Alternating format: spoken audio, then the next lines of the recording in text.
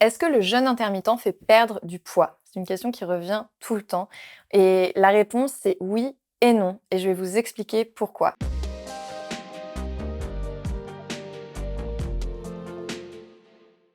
Mais avant ça, je me présente, je m'appelle Alexa Cornu, je suis experte en physiologie féminine, ça fait bientôt 15 ans que j'accompagne des femmes pour prendre soin de leur corps et se sentir en pleine forme.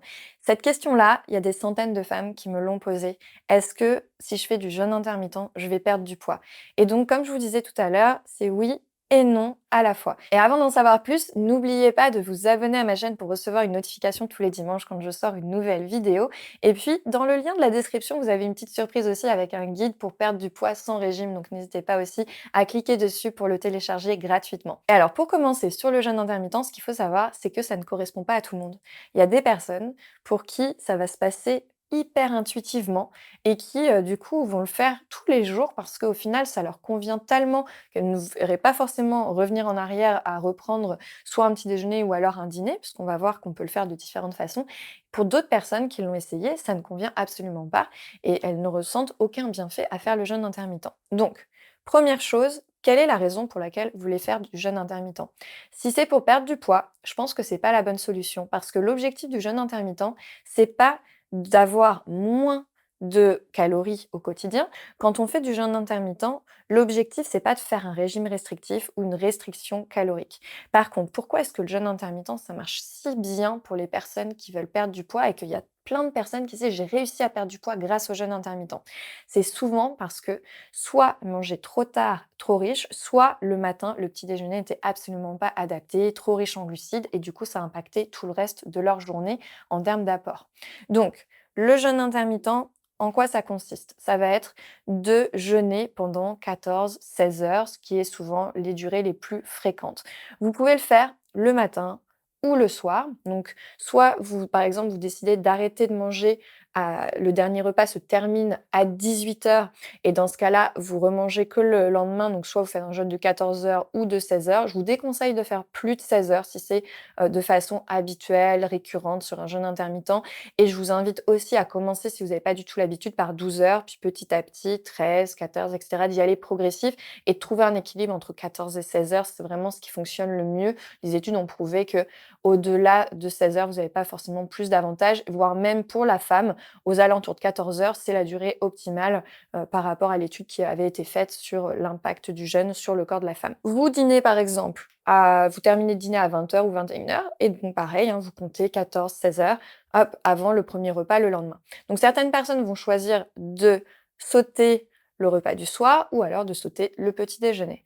En réalité, l'idée, c'est pas de sauter dans le sens on retire totalement de l'équation le nombre de calories qu'il y avait dans ces repas-là. Ça va être de répartir ces énergies-là, donc cet apport calorique, sur les autres repas de la journée.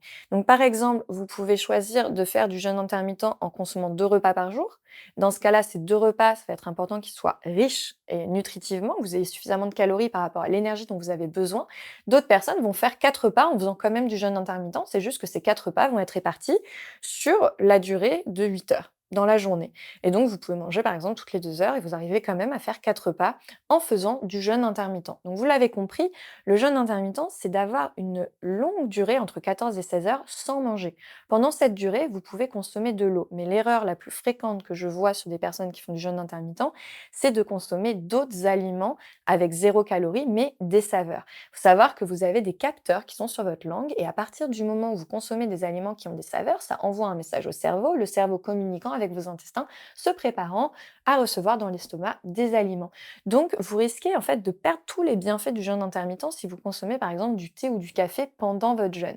Consommez uniquement de l'eau plate sans saveur pendant la durée du jeûne. Et en dehors, par contre, si vous souhaitez avoir un thé ou un café, il n'y a pas de souci. Je vous invite à manger d'abord avant de prendre un café parce que ça peut être très agressif pour vos intestins, mais c'est un autre sujet. Maintenant, une fois que vous avez fait, cette pause, en fait, digestive, les bienfaits. Ça met tous vos organes au repos pendant une longue période et c'est ça les bienfaits numéro un du jeûne intermittent.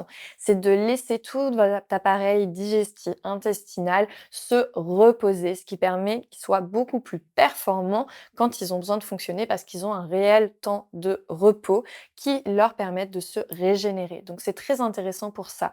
Pour certaines personnes, je disais tout à l'heure, le jeûne intermittent fait perdre du poids. Donc s'il fait perdre du poids parce que vous avez sauté complètement le repas et que vous n'avez pas remis les apports d'un repas, vous les avez pas rééquilibrés sur les autres repas, ça peut être dangereux parce que vous allez vous retrouver avec un déficit calorique qui est trop important. Au début, pas de souci, ça va fonctionner, mais très très vite, vous allez voir qu'en fait, vous allez commencer à stocker des graisses parce qu'en fait, si vous êtes dans un déficit calorique qui est trop important, votre corps va le sentir et va se dire: «OK, elle me donne pas suffisamment d'énergie par rapport à ce dont j'ai besoin, pas de souci, je vais faire des réserves, je vais stocker, comme ça j'aurai, de quoi ne pas manquer». Donc faites bien attention au déficit calorique trop important qui peut vous faire stocker du gras. Maintenant, si vous avez dit: «Bah, voilà, je regroupe mes repas sur un laps de temps beaucoup plus court», ça peut vraiment vous permettre quand même d'avoir plus d'énergie et donc de sentir tous les bienfaits de ce jeûne intermittent. Maintenant, je vous ai parlé tout à l'heure aussi du fait qu'on mangeait pas forcément ce qu'il fallait le matin et le soir et ça, le jeûne intermittent peut vous aider à rééquilibrer. C'est quelque chose que j'ai beaucoup vu chez les personnes qui ont perdu du poids grâce au jeûne intermittent. Souvent, en fait, elles avaient un petit déjeuner qui était beaucoup trop sucré. Un petit déjeuner à base de jus de fruits, de céréales, de produits laitiers, de pain ou de brioche, de viennoiserie, et cetera. En gros, le petit déjeuner français, par excellence, mais qui est une bombe de sucre pour votre organisme avec un index glycémique de l'espace qui fait que, du coup, vous allez stocker des graisses en consommant un petit déjeuner avec un index glycémique trop élevé à cause du pic d'insuline que cela va générer dans votre organisme et qui va générer ensuite derrière du stockage, mais également des fringales pendant votre journée. Donc si vous prenez ce petit déjeuner typique qui est beaucoup trop sucré avec, des jus de fruits ou des fruits, plus des céréales, plus des produits laitiers et que vous avez très peu de graisse dans votre petit déjeuner, du coup, vous risquez de manger plus tout le long de la journée et puis d'avoir tout le temps faim et puis d'être crevé et donc là, le jeûne intermittent, ça peut être la solution parce qu'en fait, souvent, les personnes qui mangent un petit déjeuner qui est extrêmement sucré, c'est parce qu'elles ont pas faim le matin, naturellement et donc en fait, elles vont aller consommer quelque chose qui va être réconfort, un peu cocooning, ce petit déjeuner un peu sucré, qui fait du bien quand on n'a pas trop envie de se lever. On se dit: «Ah mais je vais manger ça va me faire plaisir» et ça vous fait sortir du lit. C'est une grosse erreur, donc faites bien attention à ça. Essayez, si, vous gardez le petit déjeuner, que vous décidez de faire du jeûne intermittent le soir, d'avoir un petit déjeuner qui va être plus riche en graisse, avec un index glycémique qui va être beaucoup plus bas et pour ça, je vous invite à regarder la vidéo où je vous décris tout sur le petit déjeuner, comment avoir un petit déjeuner équilibré. Ça va beaucoup vous aider si c'est votre cas. Mais sachez que ce petit déjeuner qui est extrêmement sucré peut être à l'origine d'un stockage de graisse et donc forcément, si vous décidez d'attendre plus longtemps et de manger que vers 10-11 heures pour prendre votre premier repas de la journée, vers 10-11 heures, vous aurez réellement faim et donc vous allez être plus tenté de manger un vrai repas avec des aliments qui vont être plus équilibrés, plus riches, des légumes, également des graisses. Vous pouvez visionner la vidéo sur l'assiette équilibrée qui vous aidera aussi également, pour composer vos repas du midi et du soir et donc cette, assiette qui va être beaucoup plus équilibrée va faire qu'en final, en fait, vous vous épargnez à la fois les fringales, mais vous vous épargnez aussi le pic d'insuline qui va faire stocker du gras et donc forcément, en fait, par conséquence, le jeûne intermittent fait que vous perdez du poids. Mais c'est pas le jeûne intermittent en lui-même, c'est le fait que votre petit déjeuner était peut-être pas forcément adapté.